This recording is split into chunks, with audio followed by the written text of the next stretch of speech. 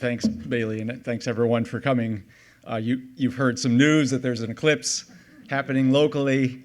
I'm also very excited about it because I've never seen a total solar eclipse before, so hopefully we can get clear skies for that day. Let's go to the PowerPoint, which is there. And then, there we go. Okay, I want to start tonight with a picture of Jupiter, obviously, and it's got an eclipse going on. Eclipses in the outer solar system happen all the time. There are lots of moons, dozens of moons around all of the giant planets, and the eclipses here on Earth, they happen solar eclipses happen maybe 1 or 2 or 3 times a year, but for the outer planets like Jupiter, they happen dozens of times per year. And also the eclipse shadows, relative to the size of the planet, the eclipse shadows are bigger. This is 15 times the diameter of the eclipse shadow cast by the moon on the Earth. So just to relate what is going on April 8th to what goes on all the time for the moons around Jupiter, this shadow that you see here is cast by the moon Io. After this talk, there will be a quiz. You have to remember everything that I say. Jupiter has more than 70 moons, the 4 big ones, Io, Europa, Ganymede, and Callisto. They all cast shadows, and you can see them on the next slide, some of them casting shadows all at once. But here on Earth, for a long time, anybody who's paying attention, in fact, the most intelligent animals on the planet, not excluding the apes, and maybe even some of the sea creatures, they might have even noticed themselves that there was something strange going on during an eclipse. And it was very frightening because no one expected these things to take place. It was an unusual event. For the solar eclipses, the sky turned pitch black momentarily, and it led people to believe that this was a sign of bad news, right? Some disease or starvation or change in weather or incoming battle or war, just sign of bad news. And so this was a very fearful time. In fact, the solar eclipses were also implicated in affecting the outcome of wars, of major battles. The Peloponnesian War, if you remember your grade school or middle school history classes, I had to look this one up, 400 BC roughly, they've traced one of the solar eclipses there to a battle between the Greek city-states. And during the battle, the story goes, according to Thucydides, the warring parties stopped their battle and made up. They said, "This is not worth it. We don't want to doom both of us," and so this affected the outcome of the battle. Christopher Columbus and his group on his last voyage, 1504, they overstayed their welcome in Jamaica. So the natives were getting restless. And the natives were treating them, they were helping them out by feeding them. They were stranded, they were marooned on Jamaica, Columbus and his colleagues. But Columbus knew about eclipses. He had an eclipse table, or he had a friend with an eclipse table. And so he knew there was going to be a lunar eclipse coming up. And so when the lunar eclipse happened, he exclaimed to the natives, "Listen, you need to help us out, or God will express his wrath by turning the moon red." And when that indeed happened in 1504, on March 1st, 1504, they said, "Oh, okay, we'll feed you and take care of you." And this led to Columbus's escape. He and his colleagues escaped in the summer of 1504 and successfully made it back to Europe. Lunar eclipses, when they happen, how many have seen a lunar eclipse? A lot of us have, because when they happen, half the planet can see it, right? So what's half the planet? 4 billion people can see it, right? So most of us have seen more lunar eclipses than solar eclipses, even though they occur with approximately the same frequency. And when we do see a lunar eclipse, most of the time, they do turn red for the same reason that the sun looks red and orange on the horizon.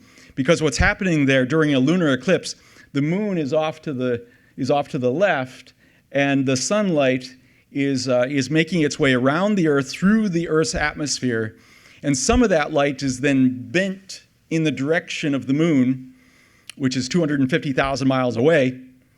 On this scale, I'm going to just speak loudly. On this scale, if the Earth is the size of this globe, the moon, 250,000 miles away, is something like way out here. Right? So I'll just put it out here. So it's really far away. It's a 3 days journey in a spacecraft, and this is the size of the moon relative to the Earth, the size of a softball, which I carry around with me all the time now. But anyway, when the sunlight, this is in the phase of full moon. Is tonight full moon? I should know this myself. It's pretty close to full, isn't it?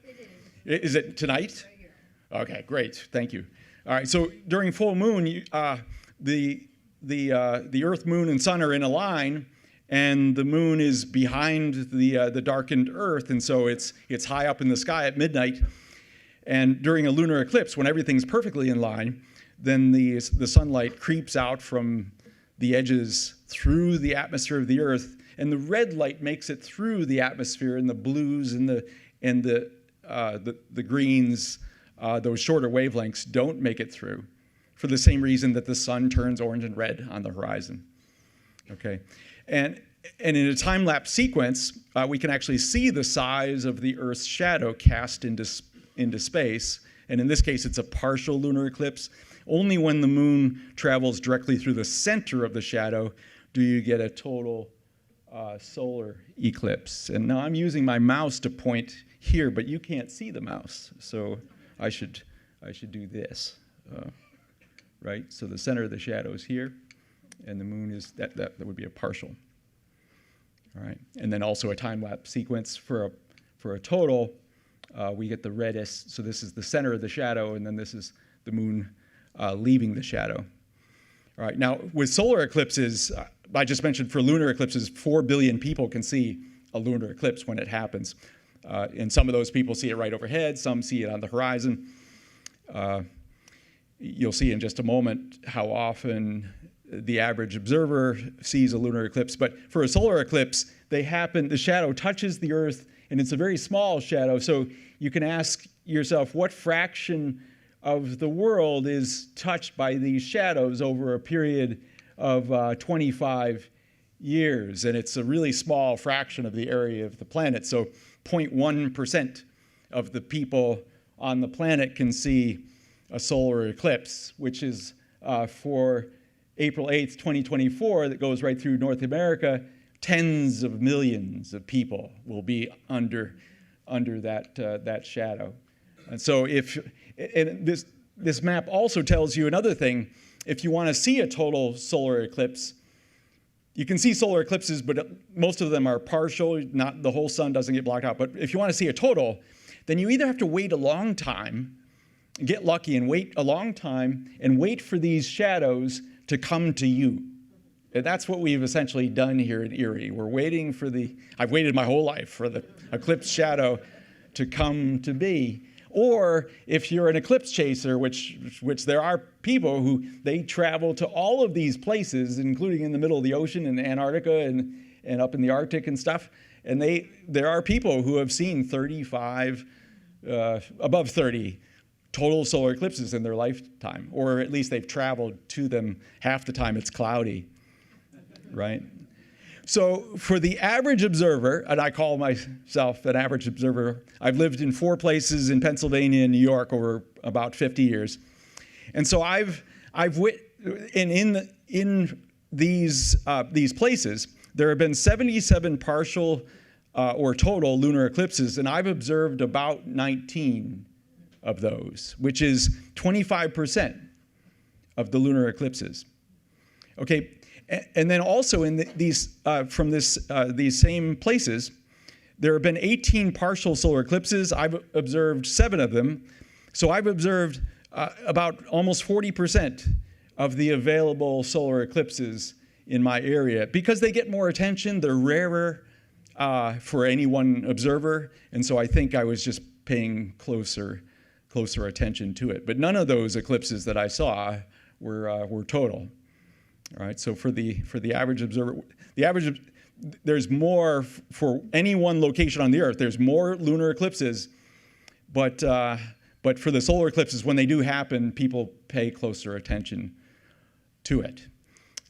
Now, we can read tables, and nowadays we can Google and look at the computer and have the computer tell us when to find solar eclipses. But for thousands of years, people have been marking down what they see. This is cuneiform tablet, and you can see it's about 2,000 years old or so, and so people were paying attention. But there's a difference between just marking something down and understanding or even asking the question why. So, for example, to relate to this, the month of February, you know that every 4 years there's 29 days. All right, so we can just continue doing that every 4 years. It's a leap year, 29 days or whatever. But if you take the time, or if you're curious about it, and you start asking why, you're asking a deeper astronomical and socio-political question, which takes some digging and some understanding. And so I'm going to switch gears now. Well, first of all, I want to remind you of a movie. How many have seen Dial of Destiny? These tables, this is one of the oldest tables of eclipses. So people have been keeping track of eclipses for thousands of years. And Archimedes, who lived also thousands of years ago, he developed an actual eclipse tool, an eclipse predicting tool called the Antikythera. And we now, if you can't pronounce that or can't spell it, you just say it's Archimedes, the Dial of Archimedes, or the Dial of Destiny in the latest installment of the Indiana Jones saga, right? But now, if you want to know, and maybe you do because you came to this talk tonight, if you want to know the deeper questions, what in the world is going on? We know that the moon casts a shadow and the shadow touches the Earth and stuff. But really, to understand the frequency, the regularity or infrequency of eclipses and how it all works, you have to then zoom out away from the Earth and see the Earth-Moon system as it travels together around the sun. So the sun is off, it's down here below, maybe through the floor, and the Earth-Moon system goes around once a year, as you know, and the moon is wiggling around the Earth once a month, roughly, and that is why we have the word month. It comes from the word moon. Those two things are related. 27.3 days for the moon to go around, technically, but 29 and a half days between two full moons. And you might say, well, the average month is longer than that. What is going on? Well, there's more stuff going on. So that's a whole talk in itself. I'll come back maybe next month to tell you about that. So in Astronomy 1, I show students the orbit of the Earth, and not to scale, but as the moon goes through its phases, it's going around the Earth like this. So full moon is off to the left here, and new moon, where you can't see any of it, is off to the right. This is what happens April 8th, right? So the moon is going to be here, and the reason why it's blue, that square is blue, is because it's in front of the sun, or in the direction of the sun during the day, right? So the daytime sky is shown there. And then tonight at midnight, the moon looks full. And from this vantage point, and also from this video showing how the moon goes through its phases as it moves around the Earth relative to the direction of the sun. And again, it's 29 and a half days between full and full, or 29 and a half days between new and new, which is slightly different from the orbital period of the moon around the Earth. That takes some explaining and understanding. But anyway, if we go back to this, it looks like every time the moon comes between the Earth and the sun, we should have an eclipse. Why don't we? Well, because you have to go back to what I just did. I moved the moon where it really is. It's way over there. And so the shadows have to be perfectly in line, and the position of the moon dictates where the shadow is, and also the length of the shadow. And so perfect alignment is a very rare event. It can take place twice a year in what's called the eclipse seasons. And the reason why is because here's the orbit of the Earth around the sun. So there's the sun. And the moon's orbit is not in that plane, which looks like a surface of the water. And it's slightly out of the plane by 5 degrees. 5 degrees, 5 degrees is small, but it's significant enough in the Earth-Moon system so that when you have full moon and new moon, usually the moon is below the sun in the sky or above the sun in the sky, or above the Earth in the sky, and it's never perfectly in line, except for these situations right here, right? So here's maybe April, and then here's October, or here's October, and here's April 8th, right? So you can have the eclipse seasons are now in October and April, 6 months later. And that's because during new moon, so here's new moon where you can have a solar eclipse, here's full moon when you can have a lunar eclipse, the moon is splashing up through or splashing down through the plane that the Earth orbits the sun. Right? So you have to have almost perfect alignment for this to take place. Those eclipse seasons, you might think, they change, don't they? Because we're all familiar with the August 2017 eclipse. It must have been that August was an eclipse season back in 2017. How do the eclipse seasons change? Now you're asking a deeper question, which involves physics, which no one likes, right? So I'm going to repeat myself, but you'll forgive me because I think it helps. So here's the orbit of the moon, and it's tipped relative to the orbit of the Earth. And so new moon, it casts a shadow, but it doesn't touch the Earth. And for the full moon, here's the Earth's shadow, and it doesn't touch the moon because of the tilt there. So this situation is where you can get eclipses, and that happens twice a year. All right, now, the moon's orbit isn't stationary. It wobbles like a top. So I'm going to just briefly go over here, and I'll talk loudly so you can hear it. Maybe I'll move this like so. All right, so if this is the orbit of the moon, if I were to spin this on the table, it would end up doing like this. And you've seen this before with toys and frisbees and stuff. And it would precess, and you see it up there as well. In this room, this metal hoop, would precess like this, maybe about with this frequency. And that's because the Earth, the elephant in the room, which we can't see, is the pull of gravity of the Earth. It's pulling down. And that, if you want, you can take physics at Behrend College, and we can calculate the rate at which it precesses like so. What is the elephant in the room up here? The moon's orbit, which doesn't exist, right? It's the path the moon takes. But all the while the moon is going around the Earth, it's also being pulled on by the sun. And so the elephant in the room here is the pull of gravity from the sun, which causes the same thing to happen. And it causes the orbit of the moon to precess like a top. And it precesses once every 18 years. It's not exactly 18. Keep that in mind. Once every 18 years. We call that a cycle. And this was recognized in the eclipse tables way back when. The Greeks and Romans, and I think the Babylonians knew about the 18-year Saros cycle, the time it takes the eclipse seasons to go around the calendar.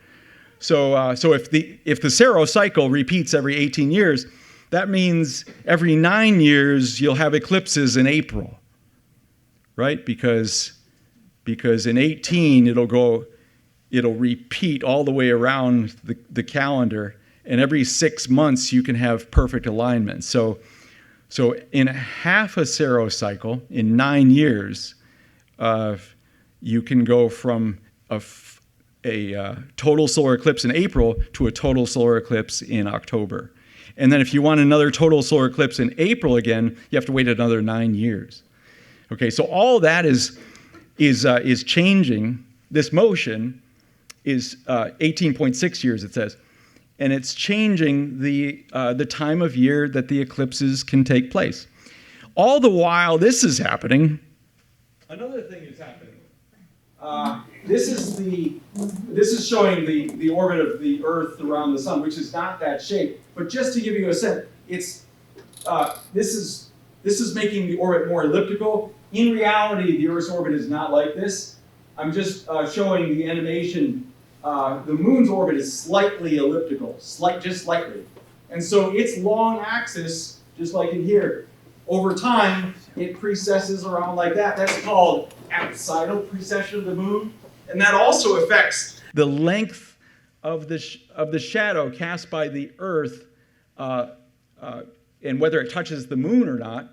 It affects the distance between the Earth and the Moon. And so all of this is going on at the same time all of that is going on. And so there are all these periods that no one knew about until the 18th century. Isaac Newton was able to figure all this out and to actually use his physics and math to predict what the Moon was doing. And so the Moon's orbit is almost a circle. If you looked at it, you wouldn't be able to tell that it was elliptical. But it is slightly elliptical, which means that it's closer to the Earth at some times and further away at other times. When it's further away, it looks like this. We call that apogee. Perigee is when it's closest, 14% bigger. And have you ever heard of a supermoon? When they use the word super, everybody should go out and see tonight's full moon because it's a supermoon. What they mean is the full moon just happens to be when it's closest to the Earth in its orbit. And that makes it super bright and super big, 14% bigger. And that also affects whether it can block out the whole sun or not. So the Moon is going to be close to perigee on April 8th. And if it were near apogee, then it wouldn't be big enough to block out the entire sun. And in those situations, the Moon is smaller than the sun in the sky. The sun is about a half a degree across, and the Moon would be a little bit smaller. And so we would see an annulus of light, which appears like this. We call that an annular eclipse. That actually happened in October, the middle of October, 6 months ago. All right, so we had solar eclipses in October, and we have another one, but this time with the Moon covering up the whole sun. Notable eclipses for Erie, PA, you may remember. Raise your hand if you remember this one. May 10th of 1994, the Moon passed directly in front of the sun, and it passed through the center of the sun, and it blocked out 94% of the sun's disk. So that was a very, very recent notable eclipse for Erie. And this was the path. This was the path right through the center of the country. The shadow touched the center. But again, the Moon was too far away from the Earth, and so it didn't block out the whole sun. So this was the path not of totality, but the path of annularity as it moved through. And I was off the path down here in State College, Pennsylvania, at the time, and so we saw 94% of the. It was slightly off center, and it was not as dramatic as what you saw here in Erie at that time. And if you animate the May 10th, 94 eclipse and where it is over time, and compare it to the April 8th, 2024 eclipse, these things, the shadow behaves in a similar fashion. They're not exactly in sync here, but they go through this roughly the center of the country. And so it looks like there's repetition. And it looks like we're 30 years apart. So there must be a 30-year cycle. Now, wait a minute, Mr. Williams, you said the orbit of the Moon is precessing once every 18 years, roughly. And then it moves around, its long axis moves around a little bit once every 8 years or so. That's not 30. What in the world is going on? So if we look at if we just compare cycles, so I just made this up. You've seen curves like this, so we get big and then small and big and small. And this has a period from there to there. It looks like roughly a period of 100, maybe close to 100 years from there to there. Now, if we add another cycle, there it is, with a slightly different period, maybe a smaller one, and this one goes from there to there. It looks like not 100 years, but maybe 80 something. Now we're going to add those two cycles. And when you add cycles plus cycles equal other cycles with different periods. All right, so there is the addition. That gray line is the addition of the cycles. And now you can add, well, what is the time between there and also there to there? And those cycles have those amplitudes, those peaks happen with different periods than the first two. So the physics that I just showed you, those animations, those are just two cycles of cycles. And when you add in not only the motion of the moon, but also the motion of the Earth around the sun and changes in its distance from the sun, now you're adding even more cycles. And so what I'm saying is, if you want to understand why eclipses happen in a particular year and what the frequency is, sometimes it's easy and sometimes it's not. These cycles, the 18-year cycle, that was recognized a long time ago. In fact, they even understood that it wasn't exactly 18 years. It was 18 years and a little bit, 18 years and a third of a lunar cycle. And so these eclipse paths and the patterns repeat. So if we look at, let's look over here. These eclipse paths take place over North America and South America. And this is 1937, June 8th. And then how many years later, 1937 and 1991, that's not 18 years, that's 54 years. These numbers are 18 years apart, right? Because it's a third, there's a third of a lunar cycle left over. So we go 18 years, and then 18 years later, same geometry, except for the Earth is now rotated a third of the way around. And then 18 years later, you have the same latitude happening, but it happens over here. So the ones that repeat and go upward like this, they happen in cycles of 54 years. All right, so it's getting kind of complicated, but this was known. These cycles and where eclipses took place and roughly where the eclipses were going to happen, latitude and longitude, this was known hundreds of years ago. Now, if you really want to confuse yourself, you can watch this, and they label these cycles. This is Saros cycle 139. To make it even more confusing, at any one time, like in 2024, there are dozens of different Saros cycles happening all at once. That bothers me to no end. Who came up with this stuff? But this is Saros cycle 139, and one Saros cycle is defined, one Saros series, I should say, is defined where the eclipses start near the pole, and then they go through the tropics, and then they end up at the southern pole, right? So that's one cycle, maybe over 3,500 years it takes to go from pole to pole. And notice that the total solar eclipses only happen close to the equator. You get what are called hybrid eclipses near the pole, and more hybrid or partial eclipses near the other pole. All right, so this is all very complicated. One of the things that is not complicated is to see on April 8th, the moon is casting a shadow onto the Earth. How big is it? In the case of Jupiter, it was thousands of miles across. In the case of the Earth, it's only about 100 miles across. And notice that if we look at this, the moon is really small compared to the sun. It's 1/300th the size of the sun, but it's 1/300th the distance of the sun. So they look about the same angular size in the sky.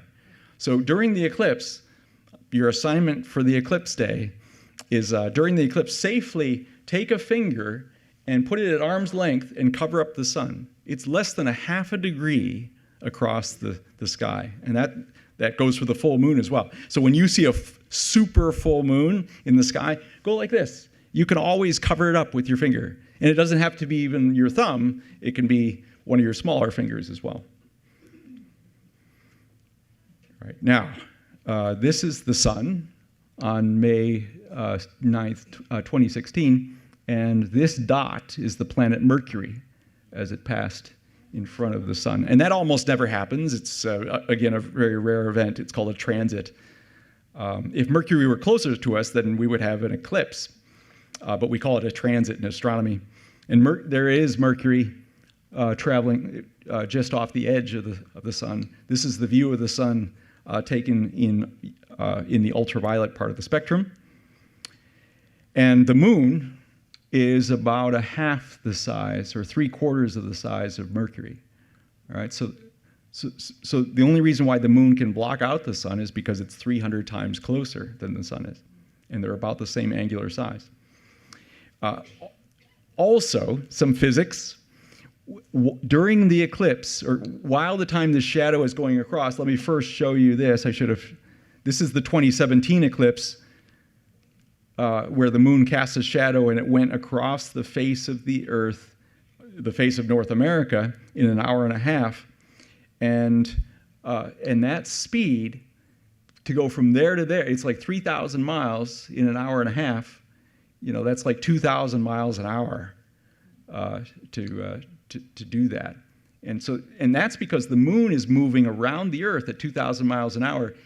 But also, while that's happening, the Earth is rotating. So here in Erie, we're rotating underneath the shadow at like 550 miles an hour relative to the center of the planet. So we're never aware of this stuff. And even during the eclipse, you won't feel the Earth's rotation or anything. But just keep in mind that the moon is moving, the Earth is moving around the sun, and the Earth is rotating. And all of this is causing the shadow to go from this horizon. It'll go right overhead. It'll look dark for 3 minutes and 40 seconds, and then it'll leave us. And that time, 3 minutes and 40 seconds, that is a function of your position on the Earth and how fast the Earth is rotating, but also how fast the moon is moving around the planet. So here is the eclipse path on April 8th, 2024, the greatest eclipse, the widest part of the shadow, and the slowest shadow speed is right there.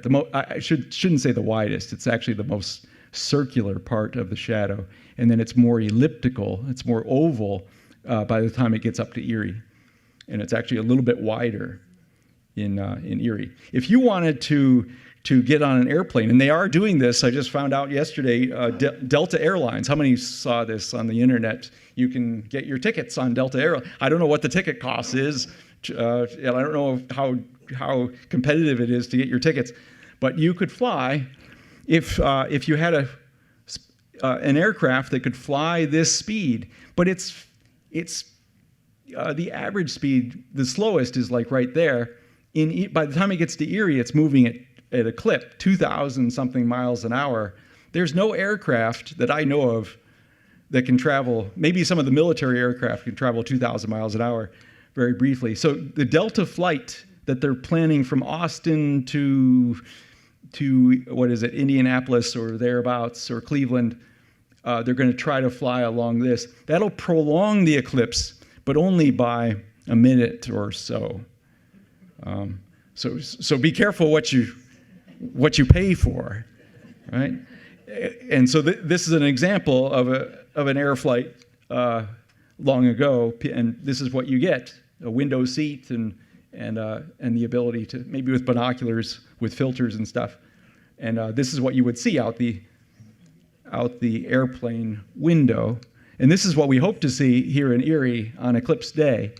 You'll see the blocked out sun and then the glowing or fluorescing invisible atmosphere of the sun called the corona. And we don't know how big that corona is going to be or how dynamic it is and we won't until the moment of the eclipse. All right. So again, notable solar eclipses. You remember the 2017 one. This was, for Erie, it was 80%. How many saw did you travel to the totality? Did you see it in travel from Oregon all the way down to the Carolinas? I was here in Erie, and so I saw the 80%. And so for us, it was a partial. And then October 14th, it was a partial, which resembles something like this, which happened in 2014. But on eclipse day this past October, it was completely rainy. It was overcast, so we didn't see a thing. But on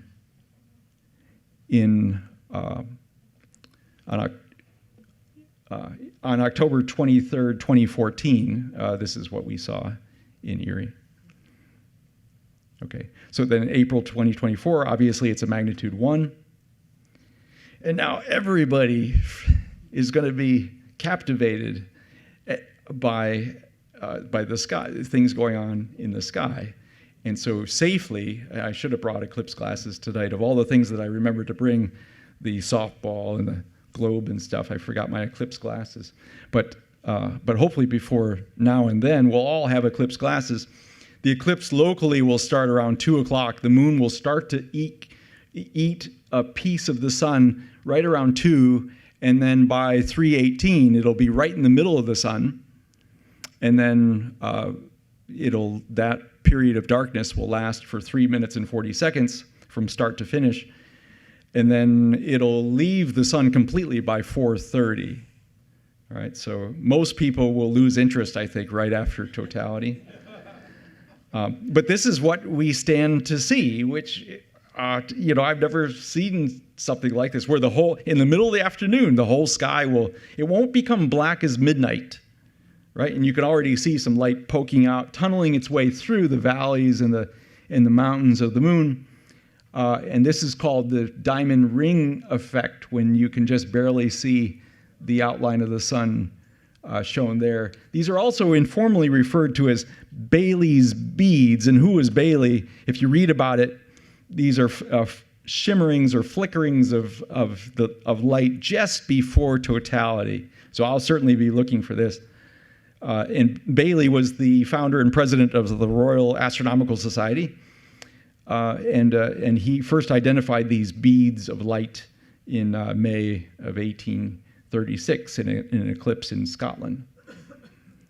Right, so these are informally called the Bailey's beads, or also the diamond ring effect, if you're paying close attention. So this is where you can safely remove your glasses, and please do, because if you don't remove your glasses during totality, you won't see.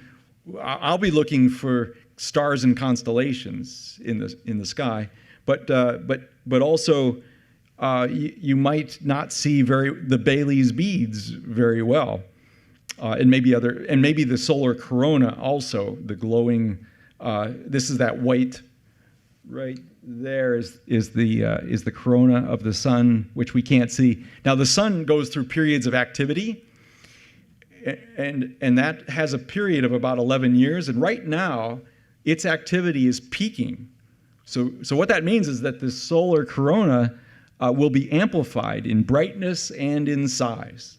And I've been told that it can reach 8 to 10 times the radius of the sun outward like this. So you can see, I'll be looking for activity or light coming from regions well out from beyond where the moon is. So the dark circle here is the moon, and the outer atmosphere of the sun, which we can't see normally, is the corona. All right, so April 8th, 2024, there is a place where in Illinois, Carbondale, Illinois, did anyone go there last time? 2017, Carbondale, Illinois, that's where the path of totality went through in 2017. And so that town will see 2 total solar eclipses. They don't have to wait for another century or whatever, because it comes right to them. Within 7 years, they see 2, which is a remarkable feat. There's also another chance alignment. This is San Antonio, Texas, right? And the one in October, last October, the path of annularity, these aren't, that wasn't a total, but it might as well been. It was exciting to see, I'm sure, because most of the sun was blocked out. And then the one in April will also pass, the path will pass right through San Antonio, or close to San Antonio. So if you want to take a picture of this slide with your cell phones, this is when the moon will start to move across the face of the sun in Erie, and at 3:18 that'll be the maximum. Maybe a minute and a half before this, around 3:16, that's when the eclipse glasses will come off. And then they'll go, you have to remind yourself, maybe set your alarm or your watch or something, 3 minutes, you have 3 minutes and 40 seconds, and then remind yourself, wipe off the tears from your face, and then put your glasses back on, because the rest of it will just be a repeat of this piece of it. And this is where the traffic will be the worst, right in here, because people will be sick of it they'll have seen the total, and there's nothing more to see here, so they will hit the roads. Right, so this is the shape of the shadow, and approximately when it goes through there. Erie, Cleveland is right there, and so Erie is just off the view. Now, if you're not in the shadow, you'll still see an eclipse. So the Carolinas, where are the Carolinas? There's Florida, 60 to 70% of the sun. The Carolinas will be 80 to 90%. The center of Pennsylvania will be more than 90%. The middle of the country, 70 to 80%. California will see 40, 30, and so on, and they'll need eclipse glasses just like us. All right, but the eclipse path just happens to travel through Erie, then Buffalo, then Rochester. I have relatives in all those places. Rochester, Buffalo, Burlington, Vermont. I have relatives in Burlington, Vermont. It's crazy. You know, it's going to be wonderful. So Erie is already getting prepared for this, and you see the billboards and the artwork. And I was just given a shirt, a T-shirt, which is available. Again, what was the place? Village West. The Variety Store. They're producing these beautiful. Let me show it. I'll hold it up. I shouldn't be promoting businesses in a Jefferson talk, but look at this. Right? So everybody wants one of these on Eclipse Day, right? And also eclipse glasses. If you don't have them already, you're going to pay $50 a piece. A year ago, they were like 50 cents a piece. I think they're going up. Maybe not $50 a piece, but it is it's high time to get organized. And so this is what we expect to see, to experience during totality. The edges of the horizon will not be black. You'll actually get light from areas outside the shadow. And so it'll look more like twilight. And the sun will be higher. This looks really low in the sky. The sun will be about halfway up. So it'll be easy to see no matter where you're at. Just don't go in the woods or near a tall building, and you'll see it just fine. And there's the glowing corona shown there. It looks like these people are along Presque Isle. They say 60,000 people are going to fit on Presque Isle. I wouldn't go on Presque Isle. You know, who would go on Presque Isle? I mean, it is beautiful out at Presque Isle, but you're going to get trapped out there. There's going to be stories of people rowing ashore for hours. Anyway, when it does get dark, you will have access to the brightest objects in the sky. And so here's the sun and the moon. So this is right during the eclipse, on Eclipse Day, and there's Saturn and Mars, and both of those, you can see both of those with the naked eye. There's Neptune, of course, but you need a telescope. And then there's Venus, which you can see with the naked eye. There's Mercury. Uranus, which is just barely naked eye. I will probably not see it. And then Jupiter, definitely. And then some of the wintertime constellations, which are going to still be visible here. This is Aldebaran in Taurus. Here's Orion and Betelgeuse and Rigel and the belt of Orion. And then we'll see, this is Procyon and Canis Minor. This is Castor and Pollux in Gemini, Capella in Auriga. All of those bright stars will be available in the middle of the afternoon. All right, so depending on the quality of the sky, of course, if it is a little bit hazy, maybe we'll see the sun behind the haziness, but maybe the planets and the stars won't be as prominent as I'm hoping. Right? What are the chances of clearness? Cloud fraction over the course of the year, and this is for different places. And so Pennsylvania is like right in here, and statistically, cloud fraction something like 35%, or 70%, but sort of 35% clear chance of it being clear in our area. Not to put a damper on plans. Let me animate, because this is an eclipse talk, we have to animate it. So let's see if I can do it. Yeah. Okay, so 3:18 is coming. There it is. 3 minutes and 40 seconds. And that doesn't show the glowing corona. And then the diamond ring effect in reverse. And then it comes back again. All right, so by 4:30, this is when everybody's in traffic.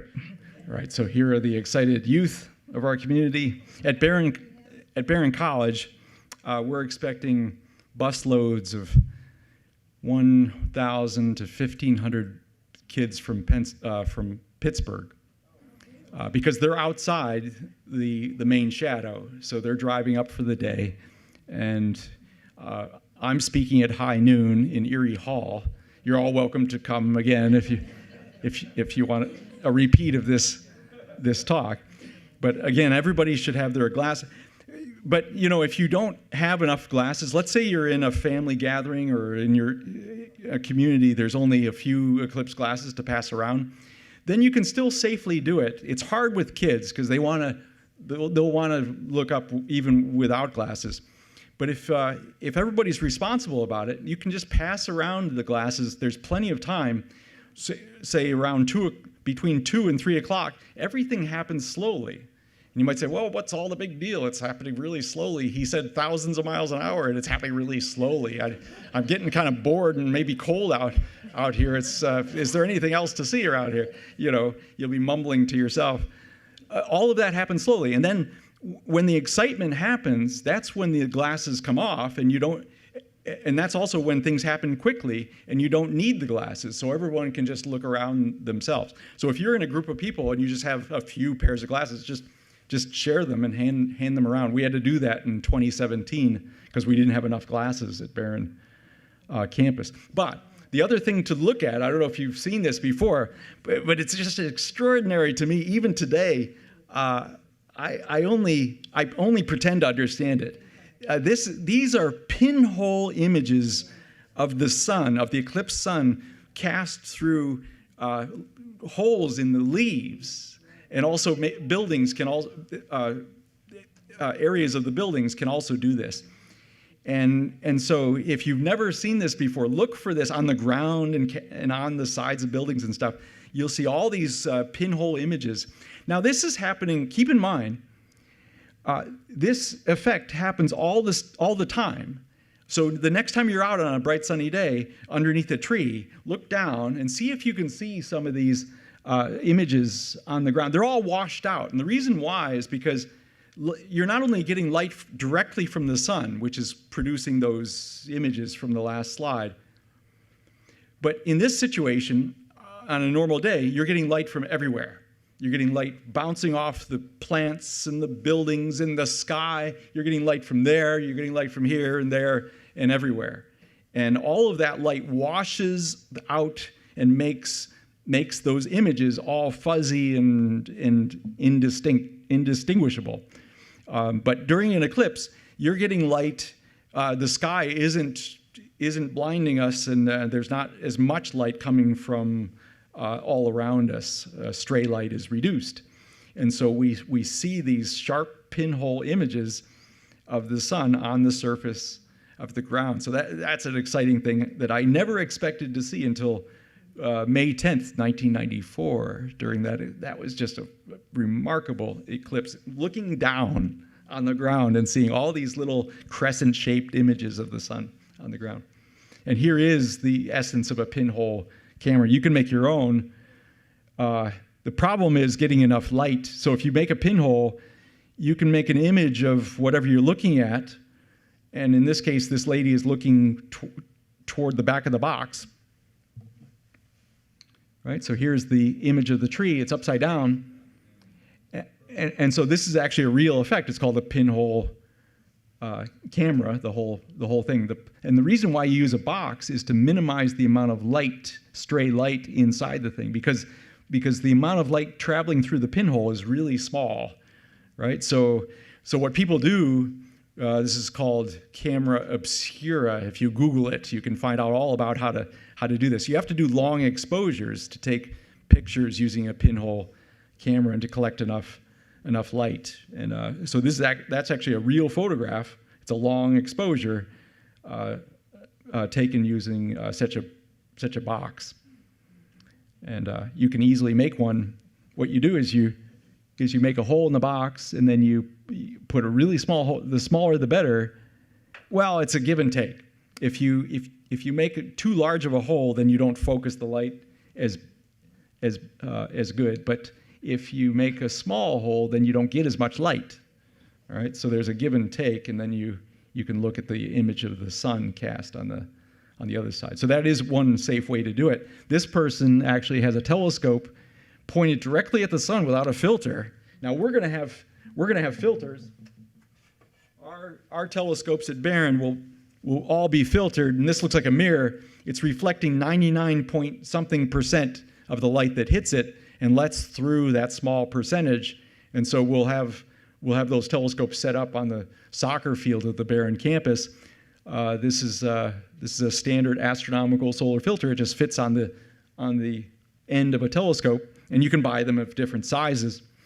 This person doesn't have a solar filter on their telescope, but they're sending the light through the telescope, and then sending it out the eyepiece and they're focusing the light on this screen, which he's then taking a picture of, or she is taking a picture of right there. So that is another safe way to do it. You just don't want to put your eye right there because there's an awful lot of light coming through.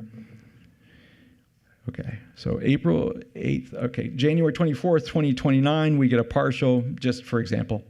And then in 2040, the larger this number, the magnitude, that's actually not the fraction of the area that's covered, that's the fraction of the diameter that's covered. And students in mathematics should be able to take one and calculate the other. It's actually an exercise in calculus. And I'm going to encourage students at Behrend to do it. In 2093, if we're all still around, we get an annular eclipse 96%, just like in 1994. Most of the sun was covered. And then 2099, and then 2111, and 2144 is the next one. So this is 120 years from now. So your great-great-great-grandchildren might see this one. And there is the 2144 eclipse map. It starts up here in Alaska. The shadow comes down like this and then sweeps out into the Pacific Ocean before leaving the Earth. Right? And if you're curious about the frequency of eclipses coming up and where we are, so there's the 2017 path. Here's the 2024 path. And then here are some of these other ones. There's one in 2071 that goes like this. The 2044 goes like this. They don't show the one in 2144. But what I like about it, these eclipse maps is, one, they bring astronomy down to Earth, and they cause all of us to temporarily, for a short time, put down our cell phones, turn off our computers, walk outside, and look up and pay attention to nature, the elaborate and glorious machinery of nature, which we hardly ever are paying attention to.